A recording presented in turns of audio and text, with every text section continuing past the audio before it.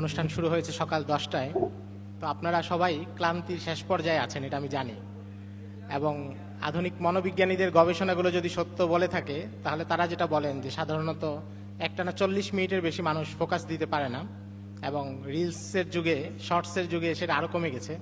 সেখানে আপনারা প্রায় 12 ঘন্টার মতো অপেক্ষা করছেন।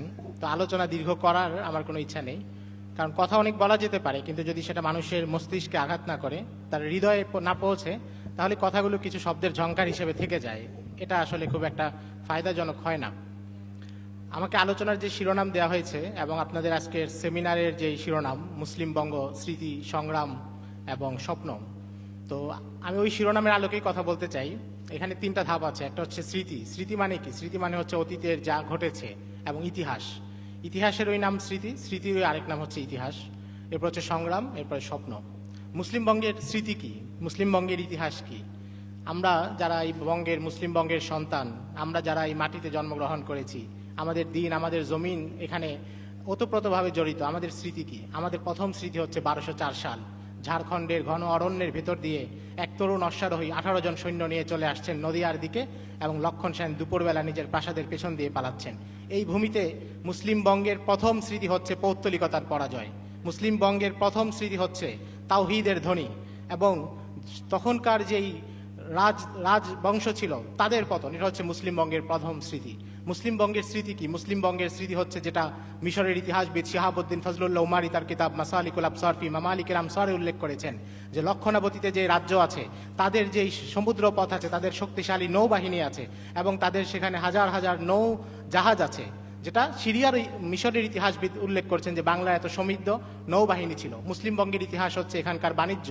এখানকার মুসলমানরা যে বাণিজ্যিক চেইন গড়ে তুলেছিলেন, যেটা চীন থেকে নিয়ে একেবারে আরব পর্যন্ত বিস্তৃত ছিল, এবং মুসলমানরা সেই বাণিজ্য পরিচালনা করতেন। উপনিবেশকালের পরে যদিও এটা বলা হয় যে যখন ব্রিটিশরা এসেছে, ইউরোপিয়ান শক্তিগুলো এসেছে, তখন তারা বাংলা অঞ্চলের বাণিজ্যকে অনেক বেশি সমৃদ্ধ করেছে, এটাকে আন্তর্জাতিক রূপ দিয়েছে। কিন্তু সুশীল চৌধুরী তার বই সমৃদ্ধি থেকে পতন, সমৃদ্ধি থেকে অবক্ষয়, সেখানে তিনি দেখিয়েছেন যে ইউরোপিয়ানরা যে বাণিজ্য করেছে সেটা বাংলার পুরো বাণিজ্যের 4 ভাগের মাত্র 1 ভাগ। বাকি 3 ভাগ বাণিজ্য সেটা এই অঞ্চলের মুসলমানরা, এখানকার দেশীয় মানুষরা, তারাই করতেন। ফলে উপনিবেশ যে সমৃদ্ধির গল্প শোনায়, সেই গল্পটা মিথ্যা। বরং আমাদের স্মৃতিতে মুসলিম বঙ্গের যে স্মৃতি আছে, সেটা হচ্ছে সেই বাণিজ্য, যেই বাণিজ্যিক রুটটা জাভা, ইন্দোনেশিয়া থেকে একেবারে আফ্রিকার উপকূল পর্যন্ত বিস্তৃত ছিল। যেটা বঙ্গের স্মৃতি কি? মুসলিম বঙ্গের স্মৃতি হচ্ছে আদল, ইনসাফ। মুসলিম বঙ্গের স্মৃতি হচ্ছে গোলাম হোসেন সলিম রিয়াজুস সালাতিনে যেটা উল্লেখ করেছেন, সুলতান গিয়াসউদ্দিন আজম শাহ আমাদের সোনারগাঁয়ের সুলতান ছিলেন, তিনি যখন একদিন সকালে শিকারে গিয়েছেন, ভুলক্রমে তার নিক্ষিপ্ত একটি তীর একজন বৃদ্ধার সন্তানকে মেরে ফেলে। বৃদ্ধা আদালতে মামলা দায়ের করে, এবং সেই আদালত কর্তৃক সুলতানকে তলব করা হয়। এবং সুলতান যখন এসে উপস্থিত হন, তারপরে যেহেতু এটা ভুলক্রমে হত্যা, এবং বৃদ্ধা যেহেতু ক্ষমা করে দিয়েছেন এবং একটা দণ্ড আরোপ করা হয়, সুলতান সেটা দিয়ে সেখান থেকে বের হতে চান।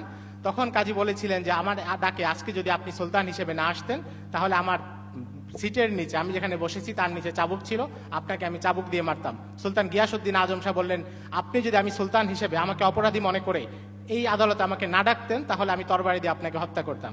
এটা হচ্ছে মুসলিম বঙ্গ, এটা হচ্ছে মুসলিম বঙ্গের ইনসাফ। মুসলিম বঙ্গের স্মৃতি কি? মুসলিম বঙ্গের স্মৃতি হচ্ছে এখানকার নওগাঁর মহিষন্তোষে শাইখ তকিউদ্দিন আল আরবি যে মাদ্রাসা প্রতিষ্ঠা করেছেন, সেখানে বিহার থেকে মানুষ এসে পড়াশোনা করেছেন। মুসলিম বঙ্গের ইতিহাস হচ্ছে ইসলামী শিক্ষা। মুসলিম বঙ্গের ইতিহাস হচ্ছে শাইখ শরফুদ্দিন আবু তাওয়ামার যে মাদ্রাসা, যেটা সোনারগাঁয়ে প্রতিষ্ঠিত হয়েছিল। মুসলিম বঙ্গের ইতিহাস হচ্ছে রাজশাহীর বাঘার মাদ্রাসা। মুসলিম বঙ্গের স্মৃতি হচ্ছে চাঁপাইনবাবগঞ্জের দার্সবাড়ি মাদ্রাসা। মুসলিম বঙ্গের ইতিহাস হচ্ছে ঝিনাইদহের শহর মোহাম্মদাবাদ। মুসলিম বঙ্গের ইতিহাস হচ্ছে বাগেরহাটের খলিফাতাবাদ, যেটা খান জাহান আলী রাহিমাহুল্লাহ প্রতিষ্ঠা করেছেন। দুঃখজনকভাবে হলে সত্য, আজকের পৃথিবীতে, আজকের বাংলাদেশে আমাদের প্রত্নতাত্ত্বিক অধিদপ্তর, আমাদের গণমাধ্যম, আমাদের মিডিয়া, আমাদের বুদ্ধিজীবী, আমাদের পাঠ্যপুস্তক, আমাদের পাঠ্যক্রম, কোথাও মুসলিম বঙ্গের এই গল্পগুলো আপনাকে কেউ শোনাবে না। তারা জমিদারদের গল্প শোনাবে, জমিদার বাড়ির ঐতিহ্যের কথা শোনাবে, তারা শোনাবে বাংলার মুসলমানদের মধ্যে শিক্ষা বিস্তারে কাজ করেছে জমিদাররা, তারা ব্রজলাল দাস কলেজের কথা শোনাবে, বিএম কলেজের গল্প শোনাবে। কিন্তু মুসলিম বঙ্গের যে হাজার বছরের ঐতিহ্য, মুসলমানরা এই ভূমিকে কিভাবে গড়ে তুলেছিলেন, পৌত্তলিকতার আবাস থেকে, যে তাদের এই ভূমির যে গৌরব গাথা, সেটা আফ্রিকা পর্যন্ত, মিশর পর্যন্ত পৌঁছে গিয়েছিল। এবং ইরানের কবিরাও বলেছেন, হাফিজ জেশৌকে মজলিসে সুলতানে গিয়াসে দিন, গাফিল মশৌকে কারে তু আজনালিমি রওয়াত। যে হাফেজ আমি তো গিয়াসউদ্দিন আজম শাহের দরবার দেখার জন্য ব্যাকুল হয়ে আছি। এটা হচ্ছে মুসলিম বঙ্গের ঐতিহ্য, এটা হচ্ছে মুসলিম বঙ্গের ইতিহাস, যেটা সুলতান গিয়াসউদ্দিন আজম শাহ, যেখানে সুলতান হাজী ইলিয়াস শাহ, তারা এই মুসলিম বঙ্গকে একত্রিত করেছেন এবং ঐক্যবদ্ধভাবে এখানে পৌত্তলিকতার মোকাবিলা করেছেন। মুসলিম বঙ্গের ইতিহাস এবং স্মৃতি হচ্ছে গৌড় গোবিন্দের উৎখাত, মুসলিম বঙ্গের স্মৃতি হচ্ছে জমিদারদের উৎখাত, যেই জমিদাররা এখানে দাঁড়িয়ে রাখলে 2.5 টাকা কর আরোপ করতো, যেই জমিদার বাড়ির সামনে দিয়ে মুসলমানরা জুতা পায়ে যেতে পারতো না, যেই জমিদার বাড়ির লোকেরা সজোরে আজান দেওয়ার অনুমতি দেয়নি, মসজিদ নির্মাণের অনুমতি দেয়নি। মুসলিম বঙ্গের স্মৃতি এবং ইতিহাস হচ্ছে এই সব কিছুই। কিন্তু আজকের পৃথিবীতে, আজকের বাংলাদেশে মুসলিম বঙ্গের সেই ইতিহাস, ঐতিহ্য এবং গৌরব গাথাগুলো এগুলো কেউ বলতে চায় না, এবং এটা আমাদের কাছ থেকে আড়াল করা হয়েছে। কারণ কি? কারণ উপনিবেশ আসার পরে এই কাজটা করেছে, প্রত্যেক মানুষকে তার ইতিহাস থেকে বিচ্ছিন্ন করে দিয়েছে। ইতিহাস যেহেতু আমরা শুরুতেই বলেছি, ইতিহাস হচ্ছে স্মৃতি। আপনাকে যদি আপনার স্মৃতি থেকে বিচ্ছিন্ন করে দেওয়া হয়, তাহলে আপনি আগামীকাল সকালে জানতে পারবেন না আপনার বাবার নাম কি, আপনার ঠিকানা কোথায়, আপনার বন্ধুকে, আপনার শত্রুকে, আপনার জীবনে অর্জন কি, আপনার জীবনের ব্যর্থতা কি। ঠিক তেমনই কোনো জাতিকে, কোনো উম্মাহকে যখন তার ইতিহাস থেকে বিচ্ছিন্ন করে দেওয়া হয়, তখন সে জানে না যে এই উম্মার সূচনা কোথায়, এই উম্মার অবদান কোথায়, বিশ্বকে এই উম্মা কি দিয়েছে, এই উম্মার শ্রেষ্ঠ সন্তান কারা, কার সাথে তার নারীর বন্ধন, কে তার সবচেয়ে প্রিয় মানুষ এবং কে তার অপছন্দের মানুষ এবং তার থেকে দূরে থাকা মানুষ। ফলে উপনিবেশ এসে সবসময় স্মৃতিটাকে ভুলিয়ে দেয়, ইতিহাসটাকে বিচ্ছিন্ন করে দেয়। আমাদের এখানে যে পাঠ্যপুস্তক, নিউ কলোনিয়াল পিরিয়ডে যেই পাঠ্যপুস্তক প্রণয়ন করা হয়েছে, এখানে যে ইতিহাসের বইগুলো লেখা হয়েছে, আপনারা দেখেন সেখানে মুসলমানদের ইতিহাস নিয়ে, বাংলা অঞ্চলে মুসলমানদের ইতিহাস নিয়ে গর্ব করার মতো কোনো উপাদান নাই। সেখানে তারা পাল আমলের গল্প শোনাবে, সেন আমলের গল্প শোনাবে, বল্লভ সেনের গল্প শোনাবে, বিহার, সোমপুর বিহার, ময়নামতি, সব বিহারের গল্প শোনাবে, কিন্তু শরফুদ্দিন আবু তাওয়ামার মাদ্রাসার গল্প তারা শোনাবে না। তারা শিহাবুদ্দিন তালিশের কথা শোনাবে না। তারা বুজুর্গ উমেদ খায়ের সামরিক অভিযানের কথা শোনাবে না, যেটা বাংলার মুসলমানদেরকে মগ এবং আরাকানি জলদস্যুদের হাত থেকে মুক্তি দিয়েছিল। তারা আমাদের বাগেরহাটে, খুলনায়, এই অঞ্চলে মগ জলদস্যুদের যেই নির্মম অত্যাচার ছিল হিন্দু মুসলমান নির্বিশেষে, তাদের কাছ থেকে যারা উৎখাত করেছিল, সুবাদার ইসলাম খান চিশতির যে অভিযান, তারা সেই গল্প কখনো শোনাবে না। তারা মুসলমানদেরকে হীনমন্য করে তোলার জন্য ইতিহাসটাকে নতুনভাবে ঢেলে সাজায়, ইতিহাসটাকে নতুনভাবে বিকৃত করে। ফলে যদি আমরা আমাদের আত্মপরিচয় পেতে চাই, এবং আমরা যে এই অঞ্চলে উড়ে এসে জুড়ে বসা কেউ নয়, আমরা যে এখানে ভাড়াটিয়া কেউ নই, বরং আমরা এই ভূমির সন্তান, এই ভূমির পেছনে আমাদের পূর্বপুরুষদের রক্ত আছে, তিতুমিরের রক্ত এখানে আছে, এই আন্দোলনের বহু মুজাহিদের রক্ত আছে, যারা বরিশাল থেকে, সিলেট থেকে গিয়ে সীমান্ত প্রদেশে গিয়ে লড়াই করেছেন এবং ইংরেজদের বিরুদ্ধে নিজের রক্ত দিয়েছেন, তাদের রক্ত এখানে আছে। ফলে আমরা যে এই ভূমির জন্য আমাদের দীর্ঘ লড়াইয়ের উপাখ্যান আছে, আমরা বারবার পৌত্তলিকতা দ্বারা আক্রান্ত হয়েছি, আমরা বারবার ইউরোপিয়ান উপনিবেশ দ্বারা আক্রান্ত হয়েছি, তাদের বিরুদ্ধে আমাদের লড়াই চলেছে, পর্তুগিজ জলদস্যুদের বিরুদ্ধে আমাদের লড়াই চলেছে। এই ভূখণ্ডের যে গল্প, এই গল্পটা অনেক বেশি ঐতিহ্যের এবং এই গল্পটা অনেক বেশি রক্তক্ষয়ের, এবং এই গল্পের পেছনে বহু মানুষ, বহু আলেম, তাদের ত্যাগ আছে, বহু সুফির মেহনত আছে। এই মুসলিম বঙ্গের গল্প এবং স্মৃতি মানে পান্ডুয়ার মসজিদ, এই মুসলিম বঙ্গের স্মৃতি মানে আদিনা জামে মসজিদ, এই মুসলিম বঙ্গের স্মৃতি মানে লালবাগ শাহী কেল্লার যে জামে মসজিদ, যেখান থেকে আলেমরা দর্শ দিতেন, যেখান থেকে ইসলামী শাসন ব্যবস্থার বিচার পরিচালনা করা হতো। আমাদের রাজশাহীর কুসুম্বা জামে মসজিদ, যেখানে এখনো বিচারকের যে মসনদ সেটা সুরক্ষিত আছে, এবং যে কেউ দেখলে দেখতে পারে যে এক পাশে মিম্বার এবং মেহরাব, আরেক পাশে বিচারপতির বসার আসন, যেখান থেকে তারা ইসলামী শরিয়া কার্যকর করতেন, ইসলামী শরিয়া বাস্তবায়ন করতেন, এবং ইসলামী শরিয়ার মাধ্যমে তারা একটা শক্তিশালী অঞ্চল হিসেবে এটাকে গড়ে তুলেছিলেন। কারণ পৃথিবীতে আর কোনো কিছু মানুষকে অতটা ঐক্যবদ্ধ করতে পারে না যেটা দ্বীনের মাধ্যমে মানুষ ঐক্যবদ্ধ হয়। ইবনে খালদুন বলেছেন, আদ-দুওয়ালুল আম্মাতুল ইস্তিলাল আজিমাতুল মুলক আসলুহাদ্দিন ইম্মা মিন নবুওয়া ওয়া মিন দাওয়াতি হক। সবচেয়ে শক্তিশালী রাজত্ব তখনই গঠিত হয় যখন সেটা নবুয়তের শিক্ষার মাধ্যমে হয় এবং দ্বীনের মাধ্যমে হয়। মুসলিম বঙ্গের মানুষরা এবং এখানকার শাসকরা, এখানকার আলেমরা, এখানকার সুফিরা, এখানকার সাধারণ মানুষ যতদিন তারা এই দ্বীনকে একত্র করে ধরে রেখেছেন এবং আলেমদের নেতৃত্বে তারা ঐক্যবদ্ধ থেকেছেন, সমাজের প্রত্যেকটা বিষয়, বেদাতকে, শিরককে এবং পৌত্তলিকতাকে তারা মোকাবিলা করেছেন, ততদিন পর্যন্ত এই মুসলিম বঙ্গের মানুষ তারা শক্তিশালী রাজত্ব হিসেবে এটা টিকে ছিল। যখন থেকে আমাদের মধ্যে, এই সমাজের মধ্যে দ্বীনের ক্ষেত্রে বিকৃতি ঘটলো, তাহরিফ প্রবেশ করলো, শিরক বিদাত প্রবেশ করলো, সুফিজমের নামে বিকৃত তাসাউফ প্রবেশ করলো, তখন থেকে মুসলমানদের ঐক্য এবং সংহতি দুর্বল হলো এবং উপনিবেশ এখানে প্রবেশ করার সুযোগ পেল। আমরা যদি মুসলিম বঙ্গের ইতিহাসে দেখি, তাহলে মুঘল আমলের শেষ দিকে মুসলমানদের সমাজে নৈতিক অবক্ষয়ের পরিমাণ অনেক বেশি ছিল, বিশুদ্ধ আকীদা থেকে অনেক বেশি বিচ্যুতি ঘটেছিল। ফলে ওই সময় ইউরোপিয়ানরা খুব সহজেই এই অঞ্চলগুলো নিয়ন্ত্রণ করতে পেরেছে এবং দখল করতে পেরেছে। মুসলিম বঙ্গের সংগ্রামের ইতিহাস অনেক বেশি দীর্ঘ। মুসলিম বঙ্গের প্রথম সংগ্রাম যদি আমরা বলি, সেটা হচ্ছে রাজা গণেশের সময়, যার হাতে সুলতান গিয়াসউদ্দিন আজম শাহ নিহত হন এবং বাংলার বেশ কয়েকজন সুলতান নিহত হন। রাজা গণেশ এখানে পৌত্তলিকতার শাসনের সূচনা করে, তখন তার বিরুদ্ধে রুখে দাঁড়িয়েছিলেন শেখ নূর কুতুবুল আলম, যিনি ছিলেন খানকাহের অন্ধকার প্রকোষ্ঠে ইবাদতে ব্যস্ত একজন সুফি সাধক, যিনি ছিলেন একজন আলেম যার সাথে বাহ্যত রাজনীতির কোনো সম্পর্ক ছিল না। কিন্তু যখন জাতির ক্রান্তিকাল উপস্থিত, তখন সেই নূর কুতুবুল আলম তিনি উঠে দাঁড়ালেন এবং বিহনপুরের শর্কি সালতানাতের সুলতান ইব্রাহিম শর্কিকে তার আমন্ত্রণ করলেন যে আপনি অভিযান পরিচালনা করুন এবং এখানকার যে পৌত্তলিক রাজা আছে তাকে আপনি উৎখাত করুন। মুসলিম বঙ্গের মানুষদের এই যে দীর্ঘ আত্মত্যাগ এবং লড়াই, সেটা চলেছে সুলতান আলাউদ্দিন হোসেন শাহের আমলে, যখন শ্রী চৈতন্য নদিয়ায় নতুন নদিয়ার ভাব নামে নতুন এক মতবাদ প্রচার করে, যেটার আধুনিক ভার্সন হচ্ছে লালনদের মতবাদ, এবং যারা লোকায়ত ইসলামের দিকে আমাদেরকে ডাকে আধুনিক কালে, সেই লোকায়ত ইসলামের প্রথম ভার্সন হচ্ছে শ্রী চৈতন্যের নদিয়ার ইসলাম। তাদের বিরুদ্ধে রক্ষা করেছেন শায়েখ সুফি বাহরাম সিক্কা রহিমাহুল্লাহ, যার মাজার এখন বর্ধমানে আছে। তারা এদের বিরুদ্ধে কিতাব লিখেছেন, এদের বিরুদ্ধে এদেরকে বিতর্ক করেছেন, মুনাজারা করেছেন, এবং বাংলার মুসলমানদের মধ্যে ইরতিদাদের যে ফিতনা, যে তুফান আসা শুরু করেছিল, স্বয়ং সুলতান আলাউদ্দিন হোসেন শাহের দরবারের বেশ কয়েকজন সভাসদ তারা শ্রী চৈতন্যের কাছে গিয়ে মুরতাদ হয়ে যায় এবং ধর্ম ত্যাগ করে হিন্দু ধর্ম গ্রহণ করে। তাদের বিরুদ্ধে সুফিরা মেহনত করেছেন। নকশবন্দিয়া সিলসিলার, মুজাদ্দিদিয়া সিলসিলার যে সুফিরা ছিলেন, আমাদের চট্টগ্রামে শাহ আমানত শাহ, আমাদের ঢাকার সুফি দাইমুল্লাহ, যার মাজার এবং কবর এখনো সেখানে আছে, তারা এখানকার মানুষদের ঈমান আকীদা হেফাজত করার জন্য রুখে দাঁড়িয়েছেন এবং তারা আকবরের ইলহাদের বিরুদ্ধে, দ্বীন ইলাহির ফিতনার বিরুদ্ধে রুখে দাঁড়িয়েছেন, যেটা মানুষকে তাদের ধর্ম থেকে সরিয়ে পৌত্তলিকতার দিকে নিয়ে যাচ্ছিল এবং মানুষদেরকে সর্বধর্মের নামে আল্লাহর অবাধ্যতার দিকে নিয়ে যাচ্ছিল।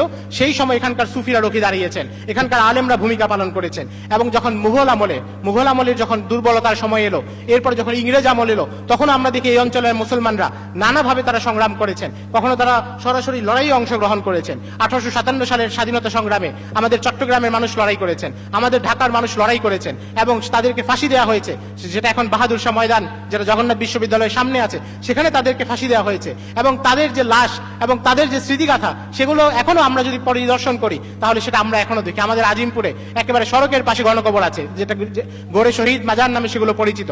একাধিক শহীদদেরকে একসাথে গণকবর দেওয়া হয়েছে। ফলে এই ভূমির জন্য রক্ত কাদের, এই ভূমির স্বাধীনতা সংগ্রামের জন্য, এই ভূমির মানুষের আকীদা ঈমান হেফাজতের জন্য সবচেয়ে বেশি রক্ত মুসলমানদের। ভূমির উপর যদি কারো ন্যায্যতা থাকে সেটা মুসলমানদের এবং তাওহীদপন্থীদের। আমরা যদি চাই যে এখানকার শিক্ষা ব্যবস্থা, এখানকার রাজনৈতিক ব্যবস্থা, এখানকার প্রশাসনিক ব্যবস্থা, এখানকার অর্থনৈতিক ব্যবস্থা সব শরিয়ার আদলে হবে, সেটা কোনো অযৌক্তিক দাবি না, সেটা কোনো জনমানুষ বিচ্ছিন্ন কোনো দাবি না, বরং এটা এই দেশের 90% মুসলমানের দাবি এবং এই দাবির পেছনে তাদের হাজার বছরের ঐতিহ্য আছে। মুসলমানরা যে বিচার ব্যবস্থার কথা বলে, মুসলমানরা যে শাসন ব্যবস্থা কথা বলে, এটা কোনো ইউটোপিয়া না, এটা কোনো কাল্পনিক নগরীর কথা না, যেটা প্লেটো তার রিপাবলিকে বলেছে, যেটা দার্শনিকরা যে নগরীর গল্প মানুষকে বলেছে, স্বপ্ন দেখিয়েছে কিন্তু সেটা বাস্তবায়ন করতে পারেনি, এটা এমন কিছু না। বরং মুসলমানরা সেই গল্পটা বলে যেটা 800 বছর ধরে এই ভূমিতে বাস্তবায়নযোগ্য ছিল, এই ভূমিতে বাস্তবায়ন হয়েছে। শায়েস্তা খান বাস্তবায়ন করেছেন, সুবাদার ইসলাম খাঁ বাস্তবায়ন করেছেন, শেরশাহ সূরি বাস্তবায়ন করেছেন। প্রত্যেকের শাসনামলে আমরা যদি তাদের প্রশাসনিক ব্যবস্থার ইতিহাস পড়ি, বিশেষ করে এ.কে.এম. আব্দুল আলিমের যে বই ভারতের মুসলমানদের প্রশাসনিক ব্যবস্থার ইতিহাস, সেখানে আমরা বিস্তারিত দেখি তারা ইসলামী শরিয়া দ্বারা শাসন করেছেন এবং এর মাধ্যমে তারা সমাজে আদল, ইনসাফ, ন্যায় বিচার প্রতিষ্ঠা করেছেন। মুসলিম বঙ্গের স্মৃতির কথা যখন বলি, তখন একই সাথে আমরা আমাদের ভবিষ্যৎ বিনির্মাণের দিকে তাকাই। আমরা আমাদের ভবিষ্যৎ কোন পথে দেখতে চাই, আমাদের ভবিষ্যতের শিক্ষা ব্যবস্থা আমরা কোন পথে দেখতে চাই, সেটার দিকেও আমরা তাকাই। আমরা অবশ্যই পোস্ট কলোনিয়াল যুগের কোনো শিক্ষা কাঠামো আমরা চাই না। আমরা উপনিবেশ যেমন দাস তৈরি করেছে, উপনিবেশ তার দাস তৈরি করার জন্য যে প্রতিষ্ঠানগুলো তৈরি করেছে, মানুষের চিন্তাকে যেভাবে বিকৃত করেছে, এখানে লর্ড ম্যাকলে যেটা বলেছে যে আমরা যখন চলে যাব, আমরা ভারতবর্ষে এমন কিছু লোক তৈরি করতে চাই যাদের দেহ এবং চেহারা হবে ভারতীয়, কিন্তু চিন্তা চেতনা, মন, মস্তিষ্কে, মেজাজে সবকিছুতে তারা আমাদের প্রতিনিধিত্ব করবে। উপনিবেশ সেই শিক্ষা, সেই মানুষ তৈরি করার প্রকল্প এখনো চালু রেখেছে। উপনিবেশ বাধ্যত চলে গিয়েছে, যেটা ডেসমন্ড টুটু বলেছিল যে উপনিবেশ কোনো দেশ থেকে চলে যায় দরজা দিয়ে, আবার জানলা দিয়ে প্রবেশ করে। আধুনিক আমরা যেই জাতি রাষ্ট্রের কাঠামো পেয়েছি এবং আমরা যেই জাতীয়তাবাদের ধারণা পেয়েছি, সবকিছু উপনিবেশ আমাদেরকে দিয়েছে। উপনিবেশ আমাদেরকে উম্মাহ থেকে বিচ্ছিন্ন করেছে। উপনিবেশ আমাদের সোনালী যুগের ইতিহাস আমাদেরকে ভুলে দিয়েছে।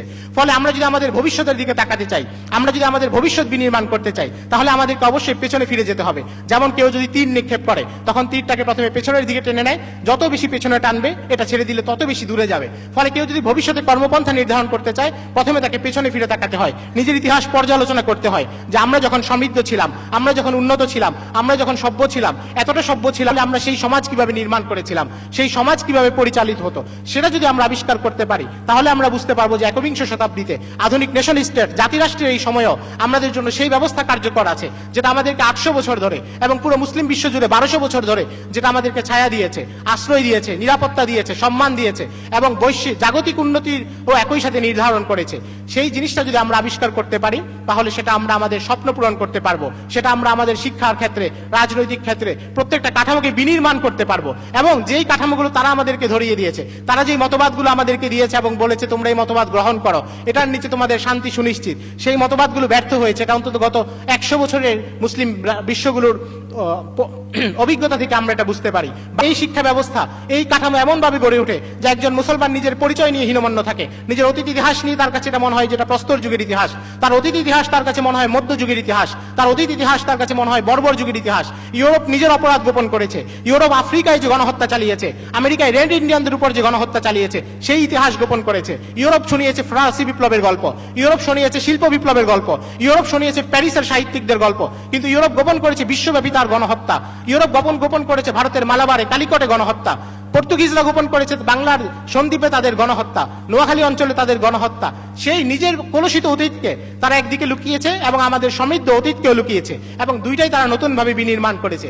ফলে আমরা যদি মুসলিম বঙ্গকে মুসলমানদের আবাসভূমি হিসেবে, মুসলমানদের নিরাপত্তার জায়গা থেকে, মুসলমানদের সমৃদ্ধির জায়গা থেকে বিনির্মাণ করতে চাই, তাহলে আমাদেরকে আমাদের ইতিহাসের দিকে ফিরে যাওয়া উচিত, আমাদের ইতিহাসকে আমাদের চর্চা করা উচিত। আমরা অনেক সময় এমন হয় যে আমাদের ঘরের কাছে ইতিহাসের বহু উপাদান থাকে, আমরা জানি না। আমরা জানি না আমাদের যশোর ইসলাম প্রচারের ইতিহাস কি, আমরা জানি না যশোরে মুসলমানরা খান জাহান আলীর সময় থেকে কিংবা সুলতান গিয়াসউদ্দিন ইওয়াজ খিলজির যুগ থেকে এই যশোরে মুসলমানদের কি পরিণতি হয়েছিল, যশোরের ইতিহাস আমরা জানি না।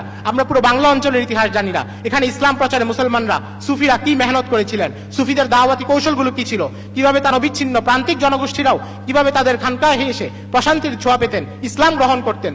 এই যে পুরো অঞ্চলে যেই মুসলমানরা ইসলাম গ্রহণ করেছেন তারা সুফিদের মেহনতে, দায়ীদের মেহনতে ইসলাম গ্রহণ করেছেন। সেই সুফিদের মেহনতটা কিভাবে ছিল এবং সেগুলোকে আমরা আধুনিক সময়ে কিভাবে কার্যকর করতে পারি, সেটার জন্য ইতিহাসে আমাদের ফিরে যাওয়া দরকার। এবং আমরা যদি ইতিহাসকে চর্চা করি তাহলে আমরা মুসলিম বঙ্গের যে আমাদের যে স্মৃতি আছে, আমাদের যে সংগ্রামের সিলসিলা আছে এবং আমাদের ভবিষ্যতের যে স্বপ্ন, একটা সুন্দর আবাসভূমি আমাদের পরবর্তী প্রজন্মের জন্য নির্মাণ করা, সেই পথে আমরা একটা আলো পাবো। আল্লাহ রাব্বুল আলামিন আমাদের সবাইকে সেই পথ নির্মাণের যে কাফেলা, সেই কাফেলায় অংশগ্রহণ করার তৌফিক দান করেন। আসসালামু আলাইকুম ওয়া রাহমাতুল্লাহ।